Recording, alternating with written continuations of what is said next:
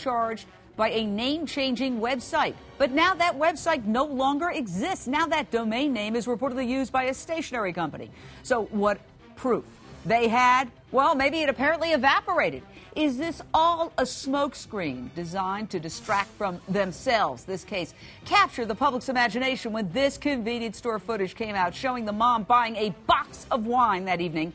And Deb later admitted she drank at least 5 glasses of wine and then fell asleep at the time her daughter vanished. Do you believe their story? Call me 1-877-JVM says, 1-877-586-7297. Straight out to Ron Rugen, private investigator in Kansas City, near where all of this went down. Ron, what can you tell us about this mysterious website and a debit card trying to buy something to change a baby's name?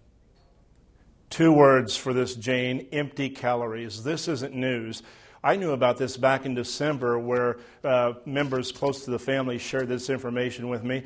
If you recall, John Paserno, the local attorney here in Kansas City, told the media back in December that they had a new tip. Well, this is what that tip was. Apparently, Jeremy's banker told Jeremy. Jeremy went to the FBI, and this is what it was all about. Now, the questions that I have are, if the payment went through, then where did the shipment go? Hasn't anybody investigated that, if it's true? Another thing is, why wouldn't you create a brand new birth certificate with a brand new date of birth and a brand new name, rather than change a name of someone, of a small baby who can't even talk? And you mentioned the website that they have up. The website now is put up as being privately owned, but initially the website was shown on a Who Is search to belong to Dave and Gail Mattern. Now, they're friends of the benefactor from Texas that have financed this thing. They're all involved in the horsing world, and they own the website barrelhorseworld.com.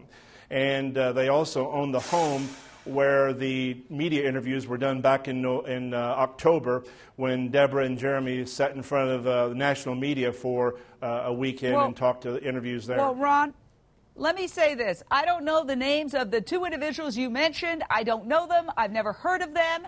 I do not know what their connection, if any, is to this case. Now that you've mentioned them, all I could say is that we invite them on to give their side of the story, and we have absolutely no independent confirmation of anything you're saying. With all due respect, to just mention the names of people on national television, we're not expecting that, and we don't know who these people are, and I don't want to say anything about them that may affect them. So that is something I want to say right out. But what I'm getting the impression, Ron, is that you don't believe in general that this is a legitimate claim by the parents of the missing child.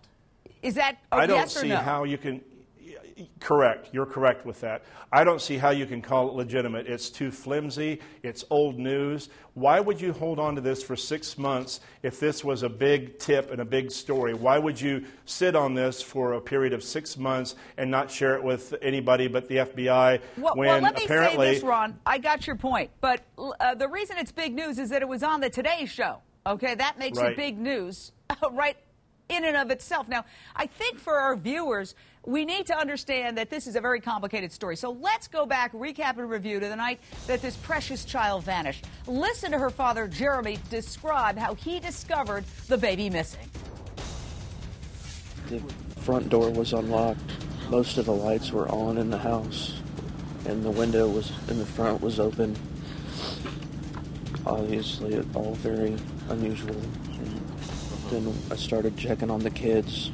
Checked on the boys first, and then we checked on her, and that's when we realized she was gone. Here's the timeline. Just before 5, Deborah Bradley buys wine, a box of it, with her brother. 5:30, her brother leaves the home, and around, Deb starts drinking with a neighbor. At 6:40, she claims she put Lisa in a crib, and at the same time, her neighbor goes to buy more liquor. The neighbor returns at 7. A mystery call is made at 8:30 in the evening to Megan Wright from one of the Irwin's cell phones. Then at 10:30, the neighbor leaves, and Deborah says she fell asleep. Baby Lisa's father comes home at about 3:45 in the morning and discovers the child missing.